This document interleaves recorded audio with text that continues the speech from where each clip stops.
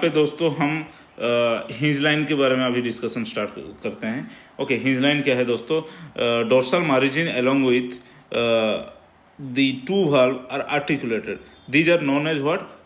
Hinge line. Okay, dorsal margin के आसपास ही okay to valve यहाँ पे आर्टिकुलेटेड हो जाते हैं। ओके, ये कभी कभी स्ट्रेट रहता है और ये कभी कभी देखिए कर्व रहता है। ओके, स्ट्रेट रहेगा तभी ये मतलब हिंज लाइन है, कर्व रहेगा तभी भी ये हिंज लाइन है। इसका मतलब यही है वो दोस्तों कि टू वाल्व यहाँ पे, ये एक वाल्व है, ये एक वाल्व है, जहाँ पे अटैच हो रहे हैं। ओके, इस एरिया पे देखिए इस एरिया पे ही वो अच्छे से अटैच हो पा रहे हैं, तो इसी को हम क्या बोलते हैं दोस्तों? Hinge line. ये कभी कभी मतलब कि एक स्ट्रेट लाइन जैसा बिहेव करता है और कभी कभी दोस्तों कर्व जैसा बिहेव करता है।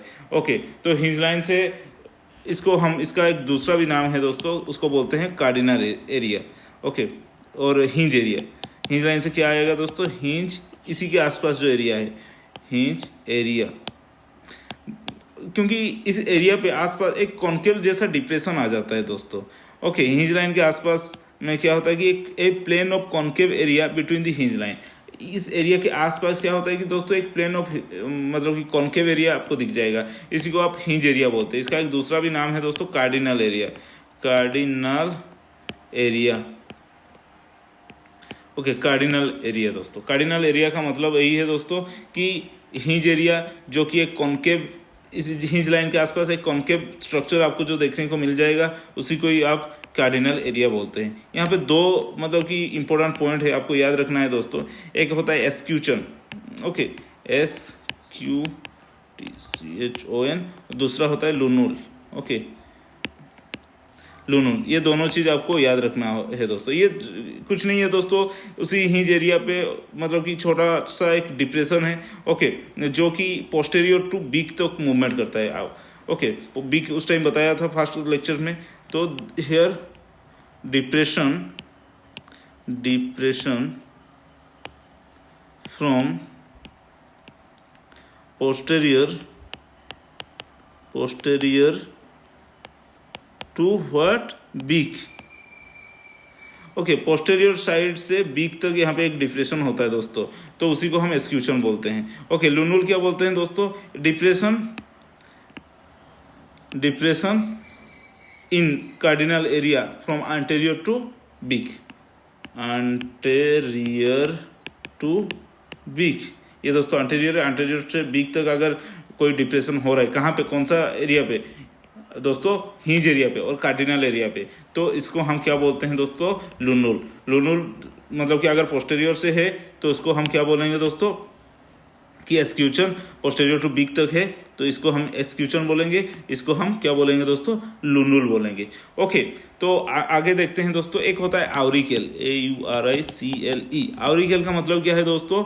आप इतना समझ लीजिए कि ईयर लाइक प्रोजेक्शन होता है। कोई भी सेफेलोपोड का अगर ईयर लाइक प्रोजेक्शन हो जाता है, कोई भी सेफेलोपोड का ईयर लाइक प्रोजेक्शन हो जाता है, तो इसको हम क्या बोलते हैं दोस्तों? हिंज के आसपास ही, ओके, हिंज के अलोंग ही आपको अगर ईयर लाइक प्रोजेक्शन मिल जाता है, इसको बोलते हैं हम आउरिकेल। ओके, तो auricle cell having the auricle are called as what? Alert. Okay, आपको जो सेफेलोपोड देखने को मिल रहा है, इसके पास अगर आउरिकेल है तो इसको हम क्या बोलते हैं दोस्तों? The cell having auricle, cell having auricle is known as alert. Okay दोस्तों, तो हमें ये मालूम पड़ गया कि अलर्ट किसको बोलते हैं। ओके, क्योंकि ईयर लाइक प्रोजेक्शन अगर लैमेलिया ब्रांचिया में है तो उसको आउरिकेल बोलते हैं। जिसका भी उसी आउरिकेल मिलता है, जिसी भी मतलब कि लैमेलिया ब्रांचिया में, तो उसको हम क्या बोलते हैं दोस्तों? अलर्ट बोलते हैं। ओके दोस्तों, और एक स्ट्रक्चर है दोस्तों बायस, और एक स्ट्रक्चर क्या है दोस्तों? बायसस, BYSSU, बायसस। ओके, क्या है ये दोस्तों? Thread like structure. These are the thread like structure from foot. जो ये सेफेलोपोड होता है, इसका जो प्लाव लाइक फूट होते हैं दोस्तों, इससे भी कुछ थ्रेड लाइक स्ट्रक्चर निकलता है। Okay, to attach the organism in the substrate stratum. Okay, तो इसी को हम क्या बोलते हैं दोस्तों? बायसेस। क्योंकि ये क्या होता है कि बहुत ही मोशन करता है, मोशन की वजह से ये थक जाता है दोस्तों। तो इसीलिए इसका क्या होता है कि फुट से एक thread like temporary thread like structure यहाँ से निकलता है। ओके, इसी थ्रेड लाइक स्ट्रक्चर को हम बायसेस बोलते हैं, और बायसेस की वजह से वो खड़ा हो पाता है और रेस्ट ले पाता है, टेम्पररी रेस्ट। ओके, तो these are the thread like structure, thread like structure derive from foot, derive from foot, इसको हम टेम्पररी फुट भी बोलते हैं दोस्तों। ओके, ये जो फुट क्या काम क्या है दोस्तों, काम क्या है दोस्तों इसका, to attach the organism into the, to attach the organism in substrate stratum, substrate मतलब ओजोन फ्लोर में। Okay, substrate stratum. ओके दोस्तों, तो उसके बाद चलिए दोस्तों लिगामेंट के बारे में पढ़ाई करते हैं। लिगामेंट क्या है दोस्तों। ओके, एक्चुअली ये जो दो भाल्व आप देख रहे हैं, this two valve are connected by ligament. Okay, तो जहाँ पे टू भाल्व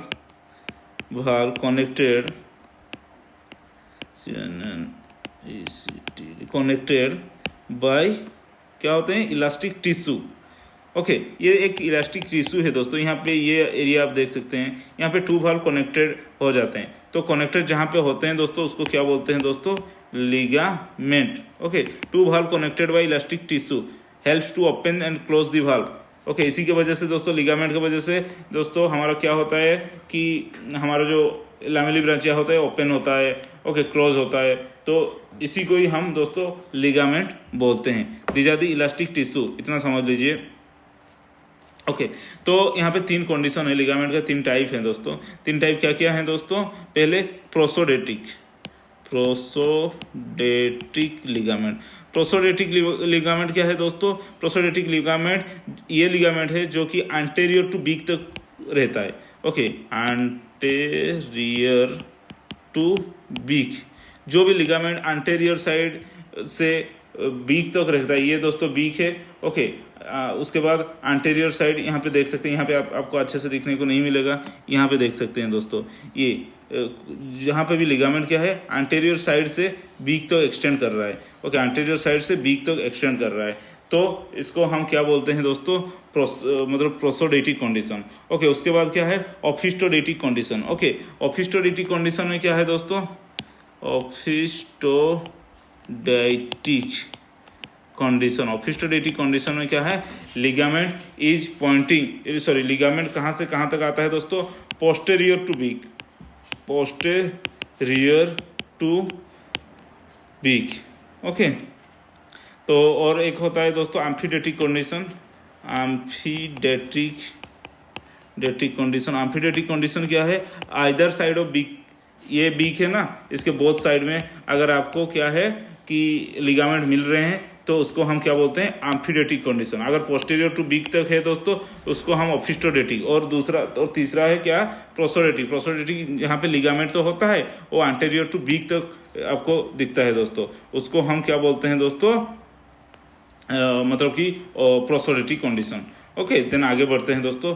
और एक क्या है दोस्तों, अडक्टर मसल स्कार, और एक इम्पोर्टेंट है मॉर्फोलॉजी में, अडक्टर मसल स्कार। क्या है दोस्तों, अडक्टर मसल स्कार। ओके, ये क्या करता है दोस्तों, it helps in the opening and closing, help in, generally ये क्लोजिंग के लिए इस्तेमाल होता है। ओके, हेल्प इन, जैसे कि आपको लिगामेंट बताया था कि किसके लिए इस्तेमाल होता है, ओपनिंग मेनली ओपनिंग पार्ट, और इसका जो अडक्टर मसल स्कार होता है क्या करता है दोस्तों, क्लोजिंग के लिए इस्तेमाल होता है, help for closing. Okay, bye means of contraction, obviously contraction. ये जो अडक्टर मसल इंप्रेशन आपको दिख रहा है यहाँ पे, अडक्टर मसल स्कार यहाँ पे जो दिख रहा है, ओके, ये दोस्तों क्लोजिंग के लिए जनरली इस्तेमाल होता है। ओके, आपको दोस्तों टू अडक्टर मसल इंप्रेशन जहाँ पे दिखेगा तो उसको आप डायमेरियन जनरली हम बोलते हैं दोस्तों। टू किसी जगह पे टू अडक्टर मसल स्कार दिखेगा, अडक्टर एडक्टर मस्कुलम। कहाँ कहाँ में जो टू एडक्टर मसल आपको दिख रहा है वो दोस्तों पूरा सिमिलर होगा, उसको हम आइसोमेरियन बोलते हैं। Two adductor muscle means dimyarian, okay, myarian. Then two similar adductor muscle, two similar adductor muscle, okay, तो उसको हम क्या बोलते हैं दोस्तों, आइसोमेरियन। और कभी कभी इसको हम होमोमेरियन भी बोलते हैं, ओके। अगर ये टू एडक्टर मसल अगर मतलब कि क्या मतलब कि अलग अलग है, एक बड़ा है तो एक छोटा है दोस्तों, ये इतना है ये ऐसा है, तो इसको हम हेट्रोमेरियन बोलते हैं दोस्तों, ओके, हेटेरोमायरियन। और इसको हम अनाइसोमेरियन भी बोलते हैं, अनाइसोमायरियन, ओके। तो क्या आपको बताया दोस्तों, यहाँ पे आपको ये देखिए जिसका सिमिलर एडक्टर मसल बोलते हैं उसको हम आइसोमेरियन बोलते हैं, आइसोमेरियन, ओके। जिसका थोड़ा दो मतलब ये होता है, एक बड़ा होता है एक छोटा होता है, ये तो डाइमेरियन, ये भी डाइमेरियन, लेकिन इसको हम क्या बोलते हैं दोस्तों, हेट्रोमेरियन, हेटेरोमेरियन, ओके। और एक क्या होता है कि ये देखिए दोस्तों, जहाँ पे ये एक ही उसका एडक्टर मसल स्कार है, तो इसको हम क्या बोलते हैं दोस्तों, मोनोमेरियन, ओके, मोनोमेरियन। तो ये दोस्तों बहुत ही इंपॉर्टेंट। उसके बाद आते हैं दोस्तों पालियल लाइन पे। पालियल लाइन जनरली क्या होता है, ओके, तो पालियल लाइन क्या होता है दोस्तों, उसी पे आ जाते हैं। These are the linear marking, okay, these are the linear marking attach of all the mantle muscle with shell, okay. यहाँ पे आपको लीनियर मार्किंग आपको यहाँ पे देखने को मिल रहा है, तो इसी को ही हम क्या बोलते हैं दोस्तों, पालियल लाइन बोलते हैं। यहाँ पे एक दोस्तों इनवर्ड प्रोजेक्शन आपको देखने को मिला है, ये देखिए इनवर्ड प्रोजेक्शन करके आया है, ये इनवर्ड प्रोजेक्शन आपको यहाँ पे देखने को मतलब कि मिल रहा है, तो इसी को हम क्या बोलते हैं दोस्तों, पालियल साइनस बोलते हैं, ओके। तो लिख देता हूँ कि पालियल लाइन क्या है, ओके, पालियल लाइन क्या है दोस्तों, the line is a linear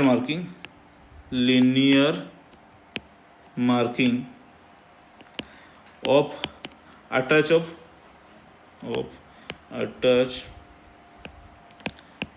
all the mental muscle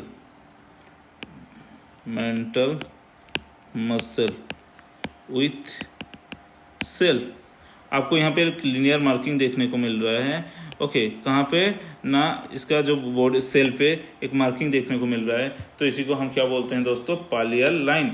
और पालियल लाइन में आप एक इनवर्ड डिफ्लेशन और इनवर्ड प्रोजेक्शन देखने को मिल रहा है, उसको हम पालियल साइनस बोलते हैं, pallial sinus.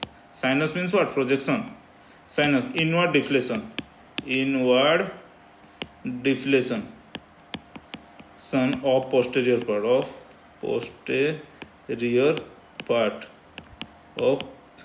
पालियल line, okay, pallial line. तो इसको हम क्या बोलते हैं कि पालियल साइनस बोलते हैं दोस्तों। ये इंपॉर्टेंट, पालियल लाइन क्या है, पालियल साइनस क्या है दोस्तों, बहुत ही इंपॉर्टेंट। और एक है दोस्तों क्या, कोस्टाई, ओके। यहाँ पे क्या होता है कि एक रेडियल लाइन जो है दोस्तों डाइवर्ज करता है, कहाँ से, अम्बो से। यहाँ पे रेडियल लाइन, यहाँ पे आपको कुछ ये अम्बो है दोस्तों, ओके, यहाँ से कुछ रेडियल लाइन यहाँ पे डाइवर्ज किए होंगे, ओके। तो जो भी यहाँ पे लाइन आपको डाइवर्जन दिख जाएगा उसी को हम कोस्टाई बोलते हैं, ओके दोस्तों। Radial line diverge, radial line diverge, radial line diverge, तो इसको हम क्या बोलते हैं दोस्तों, कोस्टाई बोलते हैं, ओके दोस्तों। तो आज के लिए इतना ही, तो नेक्स्ट वीडियो पे और एक नया टॉपिक मतलब लाते हैं, इसी का ही थर्ड पार्ट को हम कंटिन्यू रखेंगे।